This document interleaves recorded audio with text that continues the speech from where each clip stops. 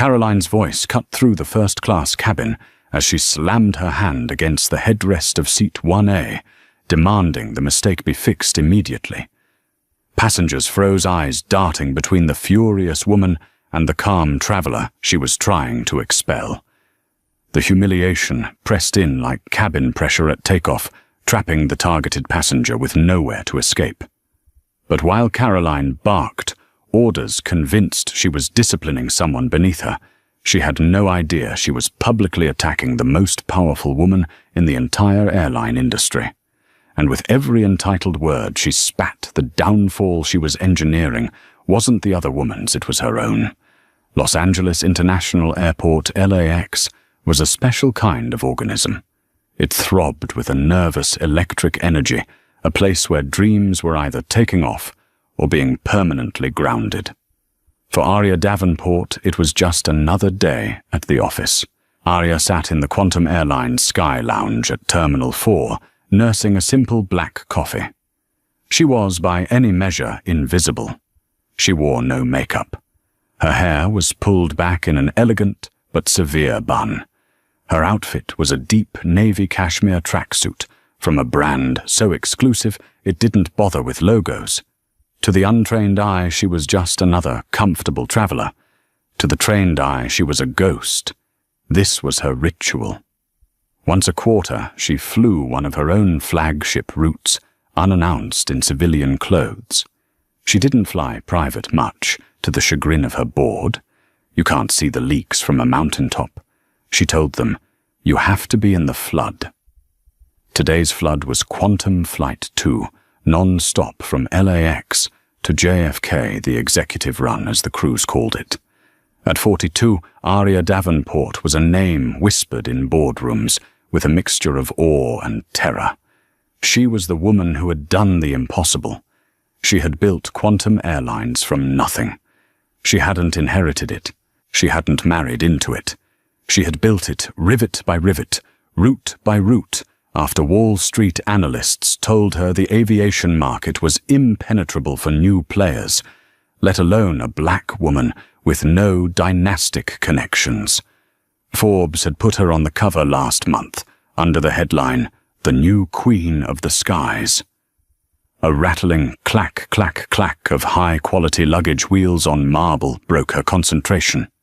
A woman strode into the lounge, radiating an aura of such profound self-importance that the air seemed to part for her. She was perhaps 10 years Aria's senior, impeccably dressed in a cream-colored linen suit, her blonde hair coiffed into a helmet of expensive maintenance. A massive Cartier watch adorned one wrist, and she was speaking loudly into a pearl-white iPhone. "No, I told Blackwell the deal is toxic." The woman snapped loud enough for half the lounge to hear. "If the fundamentals are weak, you don't restructure. You liquidate. Call the shareholders. I'll be in New York by 900 p.m. She gestured impatiently at the lounge attendant, flashing her first-class boarding pass, as if it were a weapon. This was Caroline Price. Caroline was a consultant, which was a polite term for a corporate executioner. She was the one companies hired when they wanted to fire 3,000 people and call it synergy. Aria watched her. She had seen 100 Carolines. They were the gatekeepers, the old guard, the ones who had told her no 1,000 times. They existed on a diet of entitlement and assumptions. The boarding call for Quantum 2 began.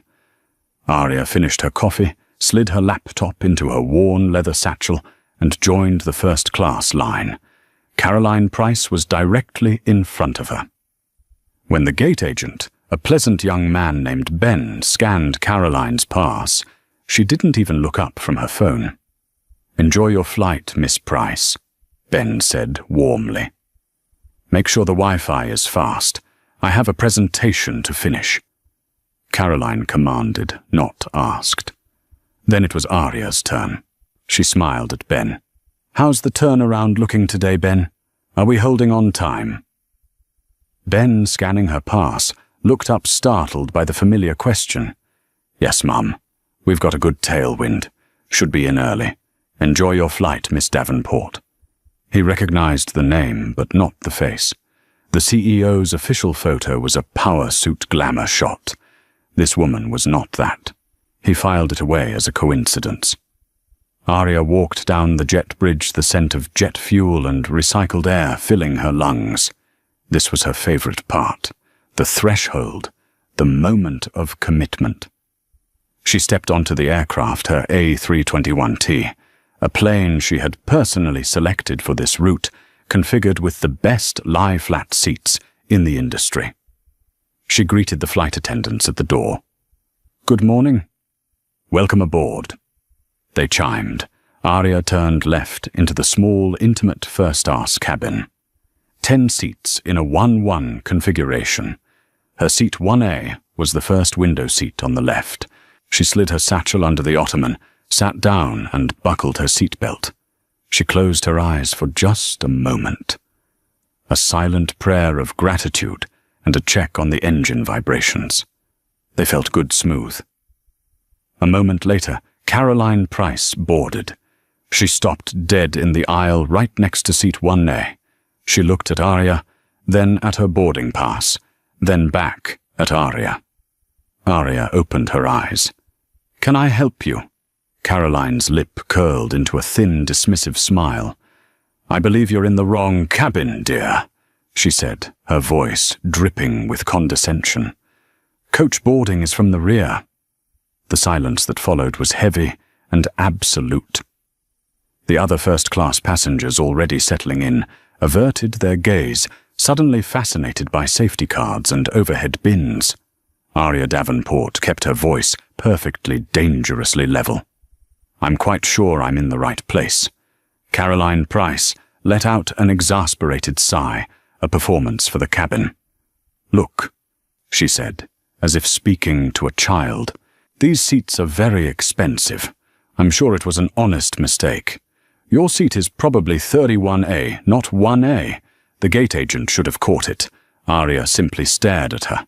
"My boarding pass says 1A. I am in WA. Then the system is wrong." Caroline snapped. She flagged down Ben, the gate agent, who was just coming aboard to deliver the final manifest to the flight attendants. "Excuse me, young man." Ben hurried over his face, etched with a professional, nervous smile. "Yes, Miss Price. Is everything all right?" "No, it's not," Caroline said, pointing directly at Arya. "This person is in my seat.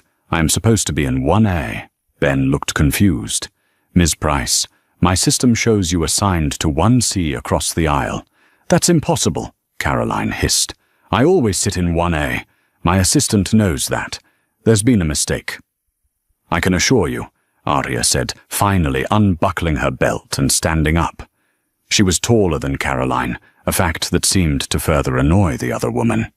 "There is no mistake. This is my seat. You are in 1C. Caroline's face flushed a deep, blotchy red. The mask of old money civility was slipping, revealing the raw entitlement beneath. She looked Arya up and down, her gaze lingering on the simple cashmere, the lack of jewelry, the dark skin. "How did you even get this seat?" Caroline sneered, her voice dropping to a conspiratorial whisper that was still loud enough for the first 2 rows to hear. "Did you use Miles A diversity voucher? Perhaps I'm a platinum medallion flyer and I couldn't even get this seat." Arya felt a cold, familiar anger rise in her chest. She had fought this her entire life. This assumption that her presence in a place of power or privilege must be an error, a handout, or a mistake. "My voucher is irrelevant." Arya said, "This is my seat. The flight attendant has confirmed it. Please take your assigned seat so we can depart." "I will not." Caroline was now verging on a tantrum. "This is unacceptable. This airline quantum, or whatever it is clearly a joke. The service is appalling. I'm flying to New York for a vital meeting that will decide the fate of a major corporation, and I am being harassed by someone who clearly doesn't belong here." Ben, the flight attendant, stepped between them. He was now sweating. "Mum, Miss Price, please. We need to close the cabin door. I must ask you to take your seat. And I must ask you to do your job." Caroline shot back. "Move her. I don't care where. Move her to the back. I want this seat. I will have this seat." She turned her venom back to Arya. "You don't understand. What I am doing is important. What you are doing is taking up space. Now be a good girl and move." The entire cabin was frozen. The lead flight attendant, a woman named Maria, was now walking briskly up the aisle. "Is there a problem here?" Maria asked, her voice firm. "Yes," Caroline exclaimed. "This woman is refusing to move from a seat that isn't hers, and your staff is incompetent." Arya looked past Caroline's furious face to Ben, who looked like he was about to be physically ill. He was a good employee. She'd seen him handle the lounge rudeness with grace. He was trapped between an immovable object and an unstoppable force of arrogance. "Ben," Arya said, her voice cutting through the cabin air like a diamond. It was quiet, but it commanded every atom in the space. Ben flinched. "Yes, Mum." "What is my name?" Arya asked. Your boarding pass," said Davenport. Ben stammered. "A Davenport." Caroline laughed. A short barking sound. "Davenport, like a sofa. How appropriate. Now move the sofa." Arya looked at Maria. "Maria, what is the name of this airline?" Maria, confused, replied, "Quantum Airlines, ma'am." "And who is the CEO of Quantum Airlines?" Maria's eyes widened. She had seen the corporate photos. The recognition dawned, followed by pure, abject terror. She looked from the cashmere-clad woman to the name on the manifest. A Davenport. "Arya Davenport. You, Maria," whispered, her face losing all color. Carolyn hadn't heard.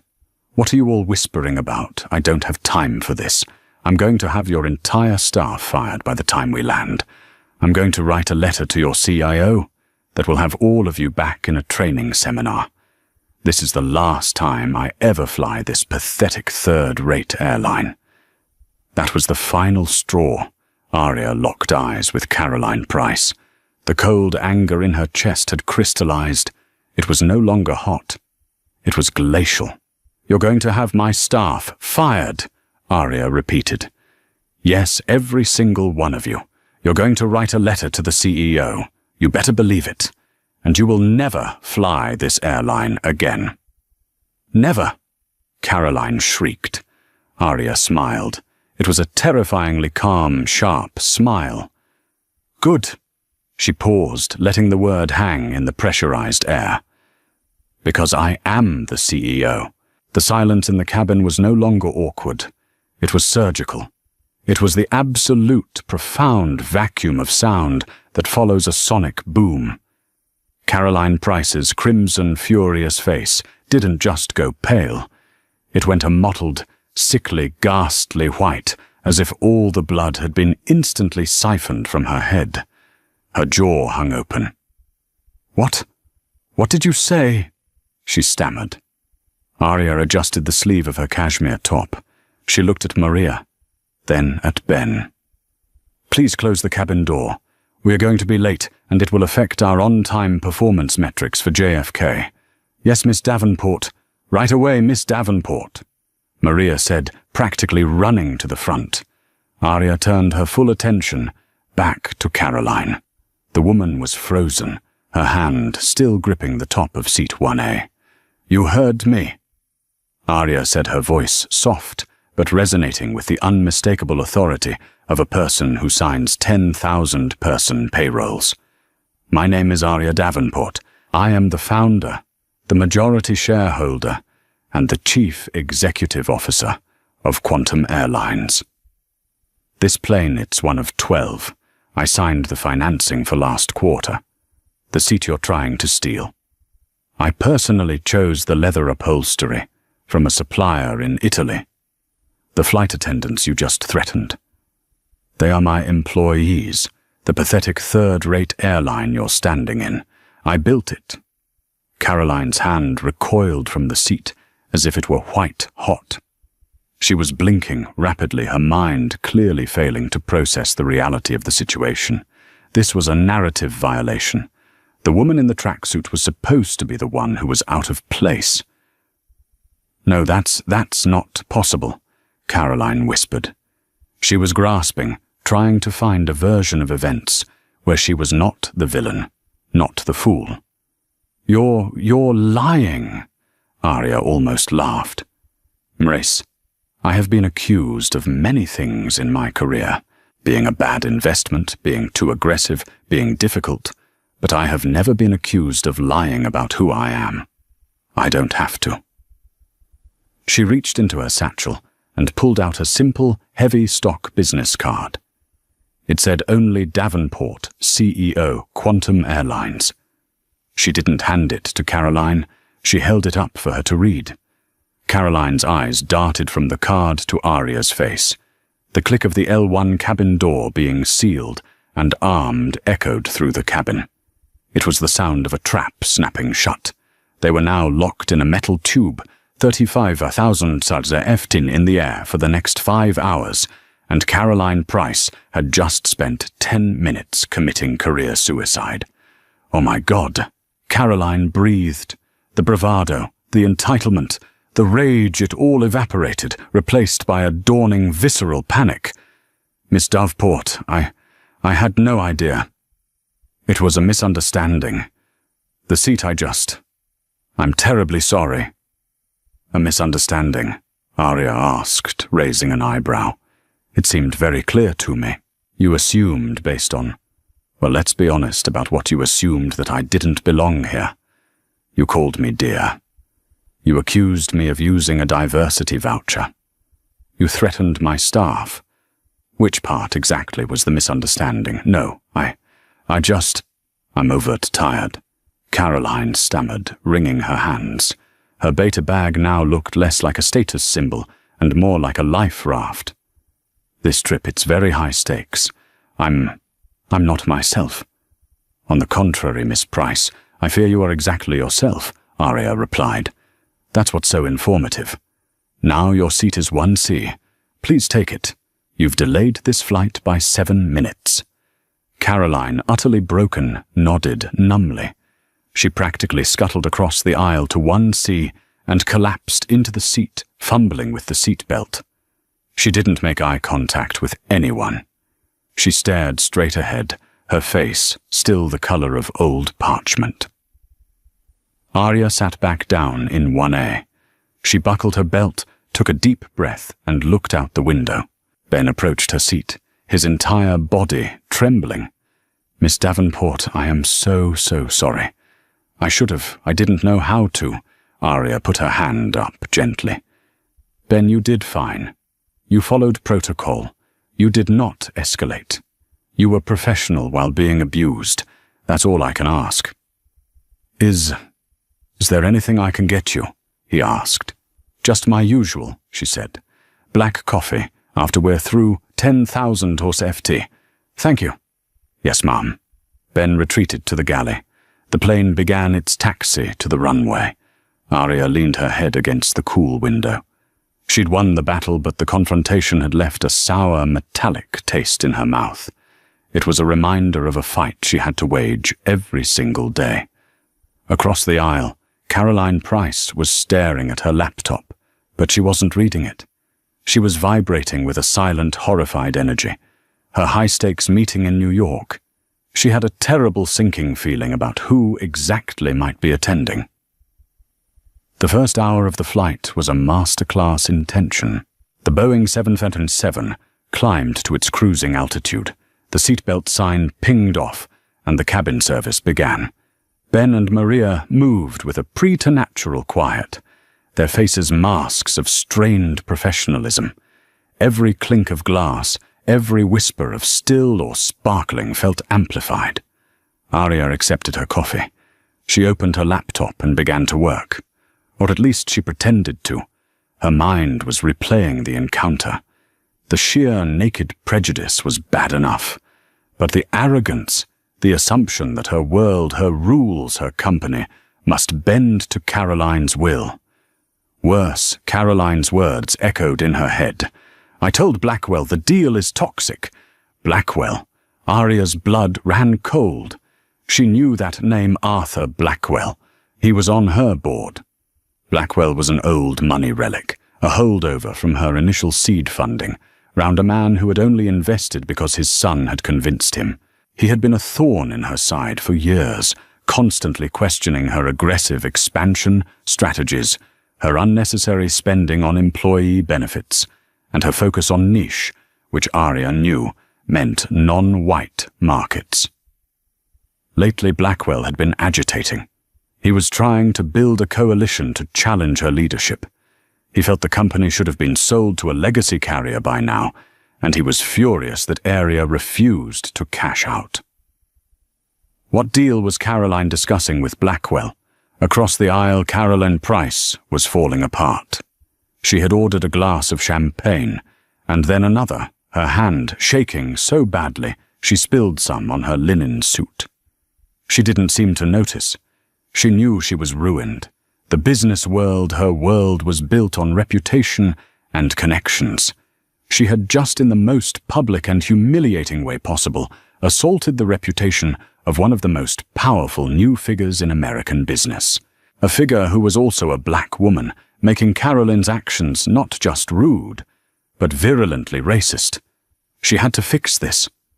She unbuckled her belt and moved into the aisle, crouching slightly to be level with Arya's seat. "Miss Davenport," she whispered, her voice cracking. Arya didn't look up from her laptop. "Yes, Miss Price. I cannot apologize enough. What I said, it was inexcusable. I was projecting. I'm under immense pressure." Arya finally turned her head, her eyes flat and analytical. "Pressure, I see. The pressure to get the window seat.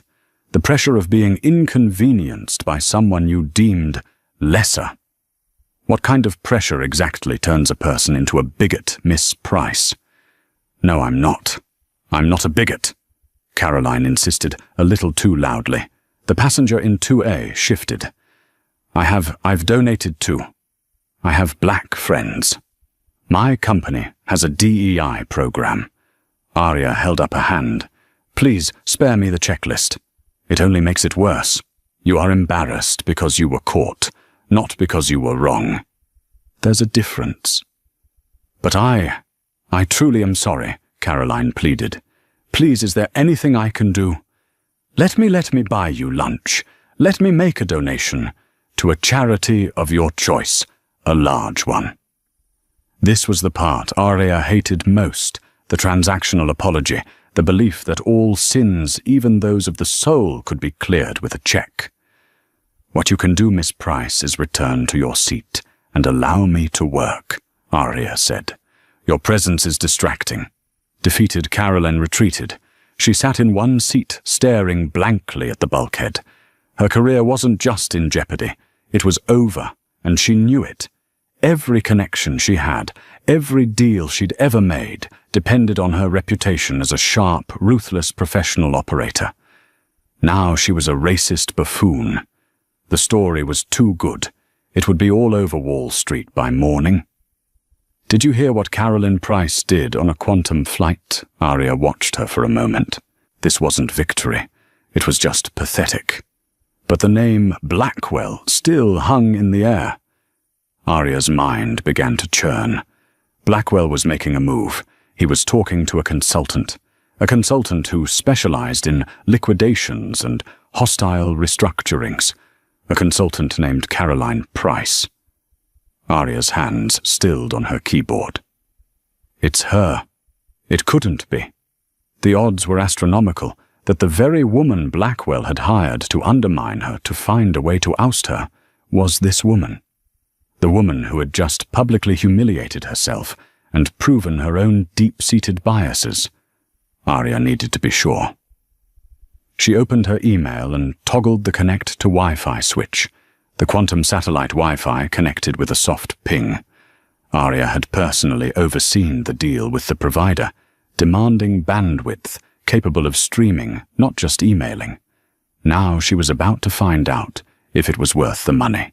Her inbox flooded the usual daily performance metrics, fuel cost analysis, marketing reports, and then at the top one marked urgent from her COO, David Chen. Subject urgent Blackwell's play. Aria's heart rate kicked up. She clicked it open. Aria, it's happening. Blackwell has officially called an emergency board meeting for 900 a.m. tomorrow, just after you land. He's invoking the corporate viability clause in the bylaws.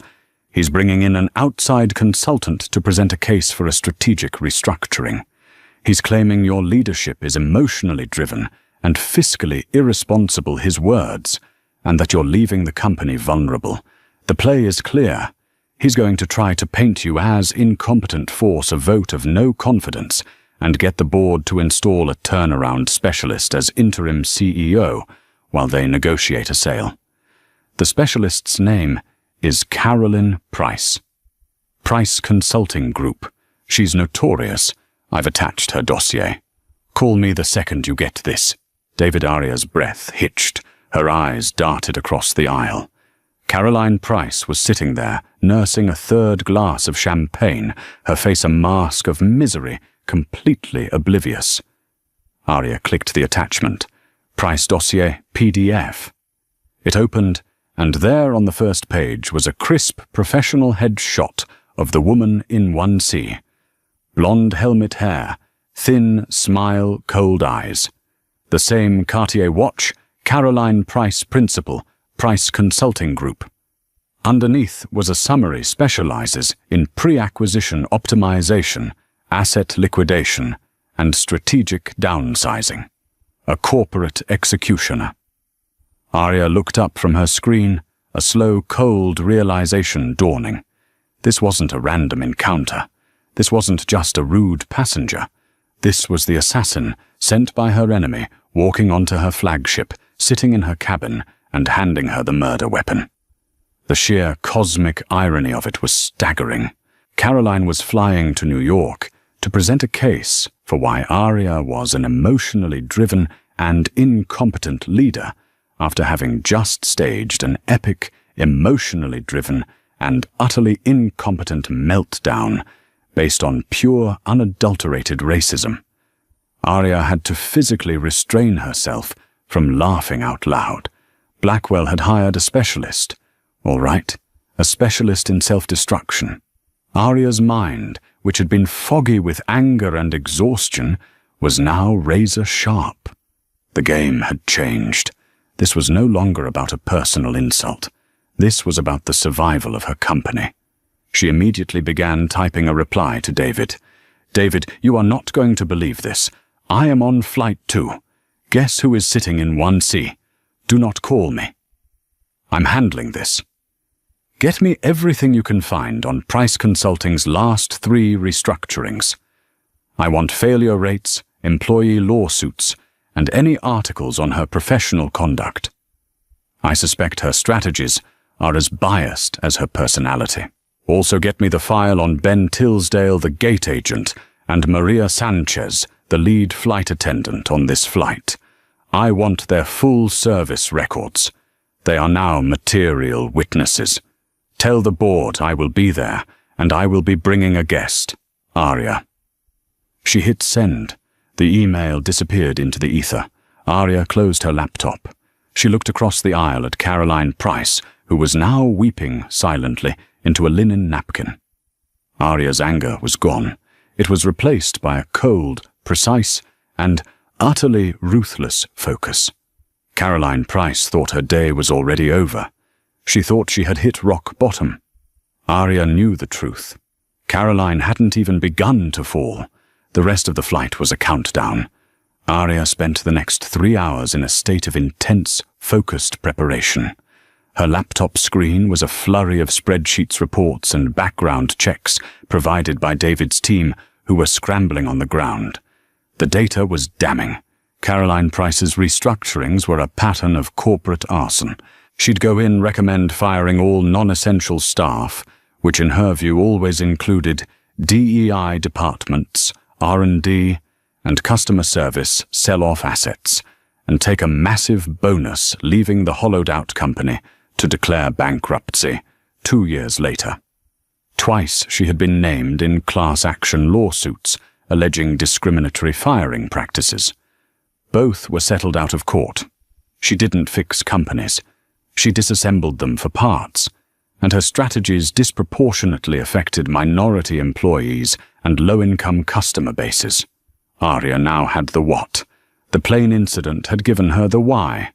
Caroline's entire business model was a macro version of what had happened in 1A. She saw value only in things that looked like her. Everyone else was a diversity voucher, an inefficiency to be cut.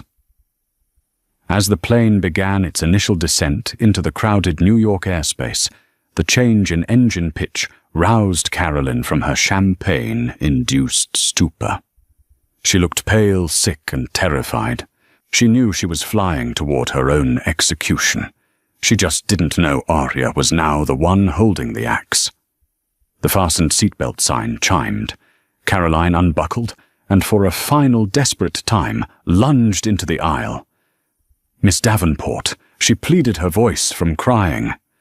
Arya, please. I'll do anything. I'll resign. I'll retire. Just please don't let this be the end of me. Don't tell anyone. Arya looked at her, not with hatred, but with a kind of profound pity. It was the pity one feels for a predator caught in its own trap. Tell anyone. Ms. Price, I don't think you understand the situation, Arya said calmly. What situation? Caroline whispered. I insulted you. I was horrible. I get it. I'll pay. I'll do anything. It's not about me, Arya said. It's about your 9:30 a.m. meeting tomorrow. Caroline's face, which Arya had not thought could get any whiter, achieved a new supernatural shade of pale. She gripped the armrest of Arya's seat to steady herself. You know about that, I know. Arya said that you were retained by Arthur Blackwell to present a case for my removal based on my emotional and incompetent leadership. I know that your plan is to recommend a strategic restructuring that will in all likelihood involve liquidating assets and firing thousands of my employees. Caroline was no longer breathing. She was just staring her eyes wide with a horror that was almost primal. How you told me, Miss Price, Arya, said when you got on the plane you were on the phone with Mr. Blackwell and the rest. Well, I am the CEO. I tend to know what's happening in my own company. Arya leaned in. You see, your crime wasn't just being a racist. Your crime was a catastrophic lack of professionalism. You, a turnaround specialist, couldn't even manage a simple flight without exposing your own profound toxic biases. The very biases, I'm now certain, that inform your entire business strategy. Please, Caroline begged, tears streaming down her face. I won't do the presentation. I'll call Blackwell. I'll say I'm sick. I'll disappear. Please. Oh no. Arya said, her voice turning to steel. You are absolutely going to do that presentation. You are going to walk into that boardroom, and you are going to give the speech of your life. You are going to tell my board in your own words exactly how you plan to fix my airline. Why? Caroline choked out. Arya smiled, but it was the baring of teeth. Because I want them to hear it. I want them to hear it all, and then I'm going to tell them my story. See you at 9:00 a.m. Miss Price. Now please, for the final time, sit down. You're a flight risk. The wheels of the A321T touched down on the tarmac at JFK. The landing was buttery smooth. A perfect landing for a perfect corporate execution. The Quantum Airlines boardroom on Park Avenue was a testament to Arya's vision. It was not a dark, mahogany-paneled crypt like most old guard corporate HQs. It was a glass box in the sky with panoramic views of Manhattan. The table was a single massive slab of white marble. Arya sat at its head. She was no longer the invisible woman from the lounge. She wore a striking crimson power suit, her hair down her makeup, flawless. She was the queen in her throne room. The board members filed in a mix of allies like David Chen and skeptics. And then there was Arthur Blackwell, smug, impeccably dressed in a Savile Rose suit, radiating the confidence of a man who believes he's already won. "Arya, good of you to make it," he said, his tone oily. Difficult flight illuminating Arthur. Arya replied, her voice pleasant. "I trust your preparations are in order." Indeed, Blackwell gestured to the door. "This is Miss Caroline Price. I've retained her to present an outside analysis of our current inefficiencies." Caroline Price walked in. She looked like a ghost. Her suit was rumpled. Her eyes were red-rimmed and hollow. She clutched her laptop as if it were a shield. When she saw Arya at the head of the table, she flinched as if she'd been physically struck. "Miss Price." "Welcome," Arya said, her voice booming with confidence. "We've met. Please, the floor is yours." Blackwell shot Caroline a look. "Pull it together." For the next 45 minutes, Caroline stumbled through the presentation she had prepared.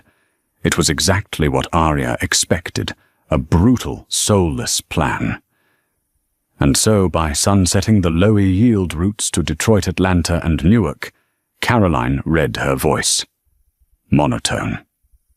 And reallocating those assets to expanded service in Zurich and Dubai, we can re-enter the brand on its core luxury demographic, she continued. Furthermore, by automating 40% of customer service and reservations and outsourcing our ramp agents, we can achieve a 22% reduction in labor costs in the first 6 months. She was in essence telling Arya to fire her blackest, most diverse workforce and abandon her blackest, most loyal customer bases. When she finally finished, the room was tense. Blackwell was beaming. "Thank you, Miss Price," Blackwell said. "A bold, necessary strategy. You see, Arya, this is the kind of decisive, unsentimental leadership a company of this." "Mr. Blackwell," Arya interrupted, holding up her hand. "I have a question for Miss Price." Caroline, who had been sinking into a chair, froze. "Ms. Price," Arya began, "your presentation is built on an algorithm of value. You identify low-yield and inefficient elements, and you cut them. A very unsentimental strategy, as Mr. Blackwell says." "Yes," Caroline whispered. It's just business." "I'm curious," Arya said, leaning forward, "how you identify those inefficiencies in the wild. For example, if you were to see, say, a black woman in a cashmere tracksuit sitting in first-class seat 1A, would you identify her as a low-yield passenger? An inefficiency in the luxury experience." Blackwell's smile vanished. "Arya, what is this?" Caroline's face crumpled. She knew what was happening. "Ms. Price," Arya commanded, "why don't you tell the board what you said to me on Flight 2 yesterday, when you tried to have me physically removed from my own seat?" Caroline was mute. "You can't remember," Arya pressed. "Let me help. You asked me if I had a diversity voucher. You told me I didn't belong. You threatened to have the flight crew Mr. Ben Tilsdale and Ms. Maria Sanchez fired. You called this airline pathetic and third-rate. You did all of this loudly and publicly because you, the specialist in identifying value, looked at me and saw nothing." The boardroom was in stunned silence. David Chen was hiding a smile. Blackwell was sputtering. This is an anecdote. It's unprofessional." "Unprofessional," Arya shot back, standing up. "She is the walking, talking embodiment of the unprofessional. Her entire presentation is this anecdote just written in spreadsheets. She wants to cut routes to Atlanta and Detroit. The same bias. She wants to fire our service staff. The same arrogance. This isn't a business strategy, Arthur. This is her personal prejudice laundered into a corporate proposal." Arya slammed her hand on the table. "This woman, your chosen specialist, is a liability. Her strategies are not just morally bankrupt. They are financially toxic. The lawsuits her analysis would bring. The brand damage from abandoning our most loyal markets. She wouldn't just be cutting costs. She would be cutting the soul of this company." She turned to Caroline. "Miss Price, your contract is terminated. Your invoice will not be paid. Security will show you out. I suggest you find another airline for your flight home." Caroline didn't even fight. She gathered her laptop, and in a walk of pure, unadulterated shame, was escorted from the boardroom. Arya turned back to the table. Her eyes landed on Arthur Blackwell. He was as pale as Carolyn had been. "Arthur," Arya said, her voice now dangerously quiet. "You brought this person into my house. You tried to use her to gut my company. You invoked an emergency clause to question my leadership." She walked around the table until she was standing right behind him. "This board will now hold a new vote," she declared. "Not on my competence, but on yours. I am calling for the immediate removal of Arthur Blackwell from the board of directors of Quantum Airlines on the grounds that his judgment is fundamentally and catastrophically impaired." All in favor, every hand except Blackwell's went up. Even his allies had seen the writing on the wall.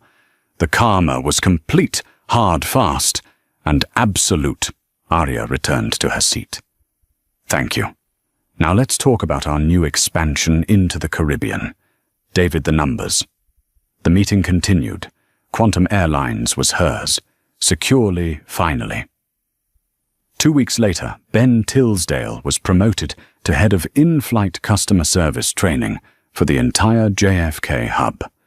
His first training module was built around a case study, the incident in 1A, a masterclass on grace under pressure and de-escalating entitlement.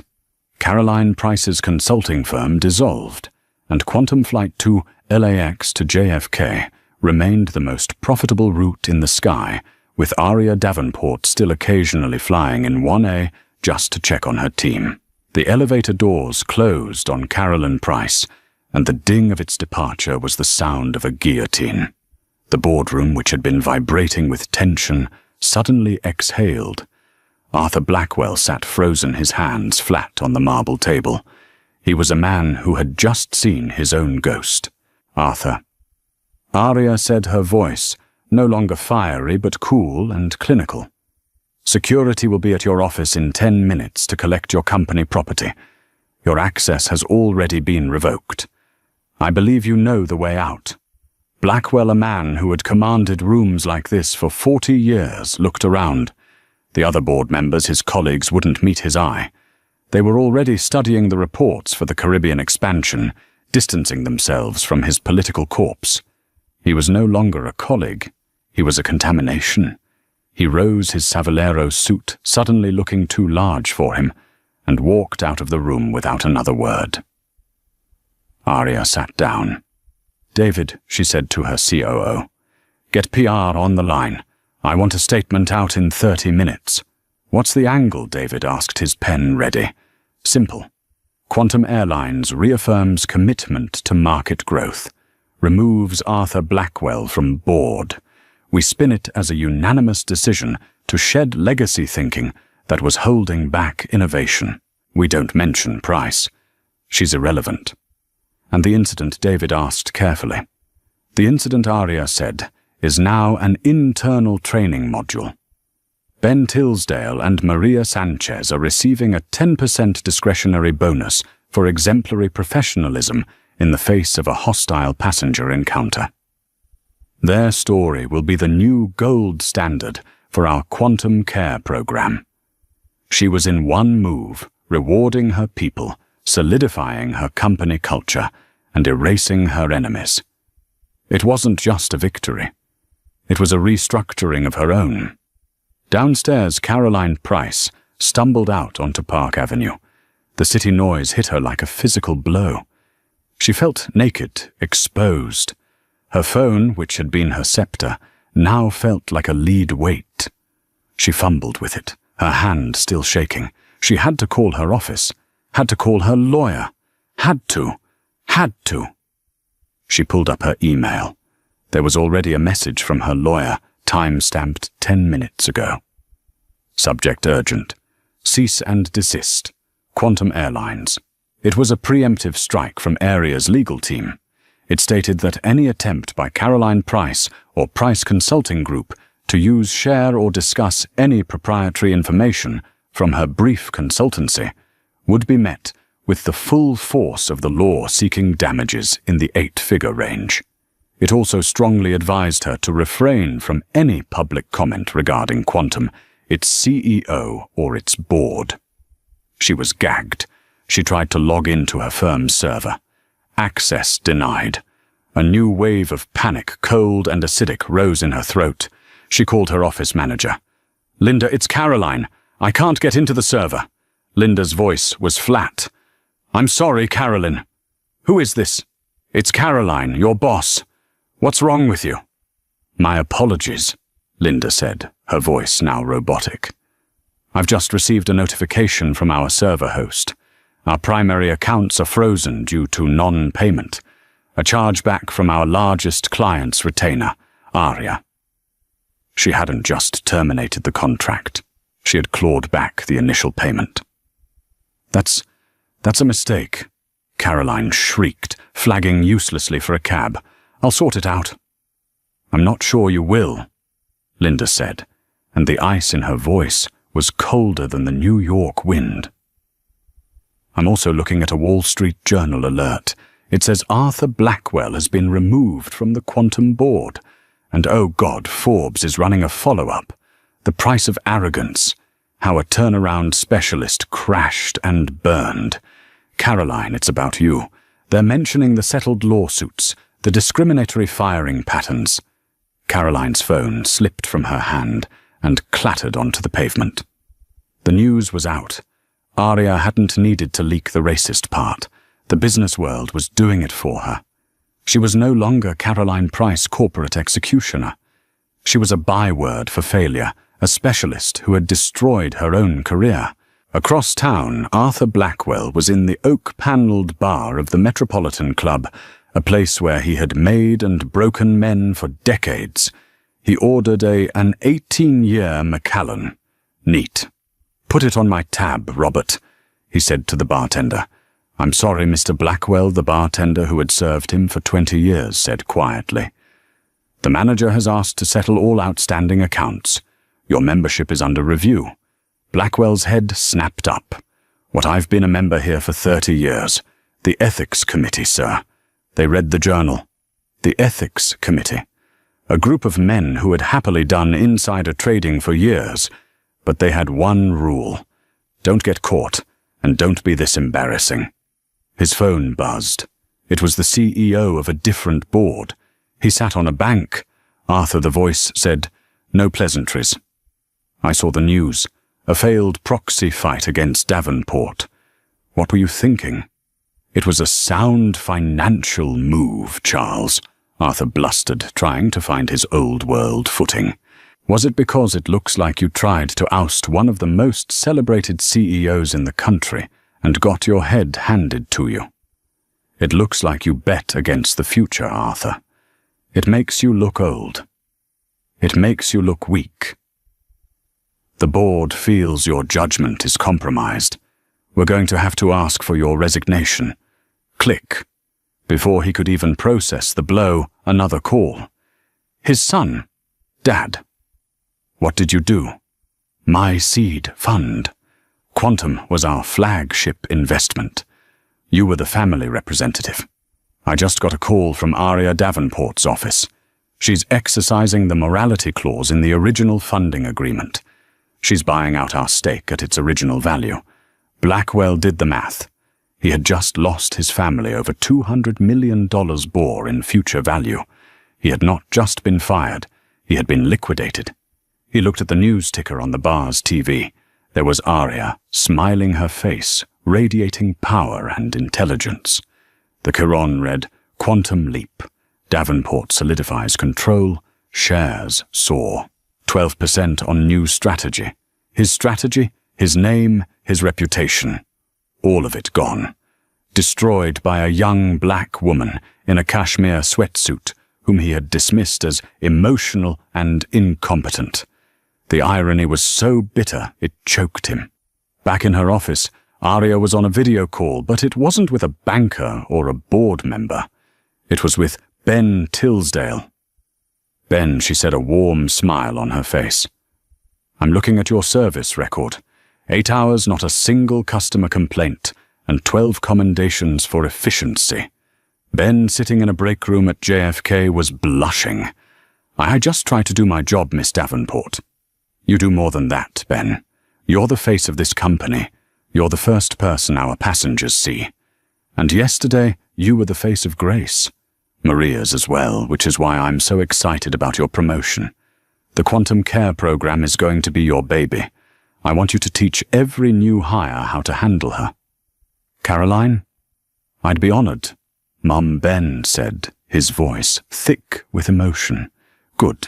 And one more thing. I've been reviewing Ms. Price's recommendations. She suggested we cut the Atlanta, Detroit, and Newark routes. Ben's face fell. Those are our family routes, Mum. People fly those to see their grandparents, their kids. I know, Arya said. So we're not cutting them. We're doubling down. As of today, we are adding 3 more daily flights to each of those hubs, and we're launching a family first fare bundle. Your team gets to announce it. This Arya knew was the real victory. It wasn't just about punishing the wicked. It was about proving that her emotional and inclusive way of doing business was not just good morals. It was great business. Caroline's model was to cut. Arya's was to build. She ended the call and looked out her window at the city. She had built this not just the airline, but this new reality.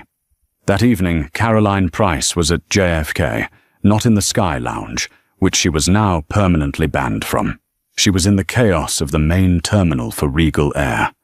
Her credit cards had been declined.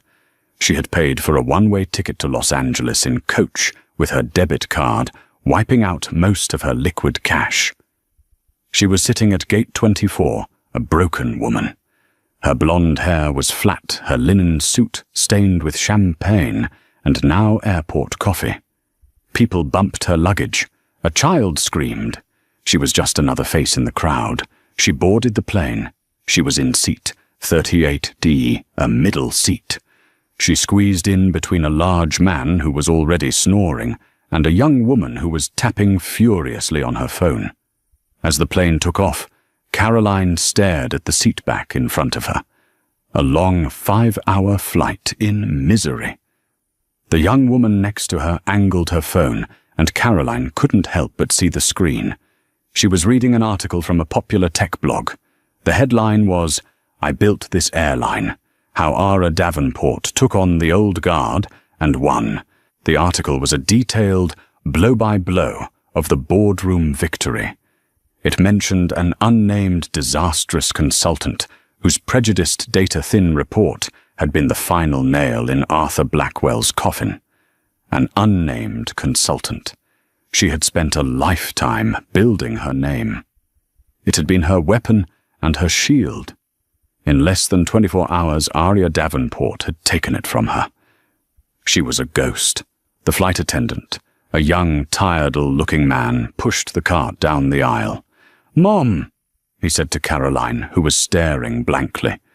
"Mom, your bag, it's in the aisle. You need to put it under the seat in front of you."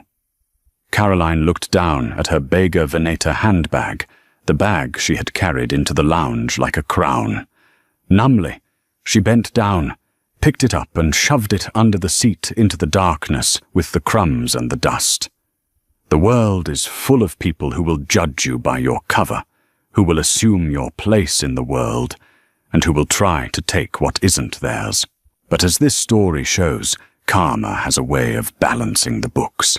The higher the entitlement, the harder the fall.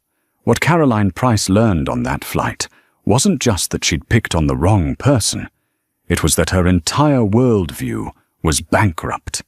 Arya Davenport didn't just build an airline. She built a new standard, proving that success and decency aren't mutually exclusive. What did you think of Caroline's karma? Was it deserved? Let us know in the comments below. We read every single one. If you want more real-life stories of drama twists and justice, be sure to like this video, share it with someone who needs to see it, and subscribe to our channel for new stories every week. Don't forget to hit that notification bell so you never miss an update.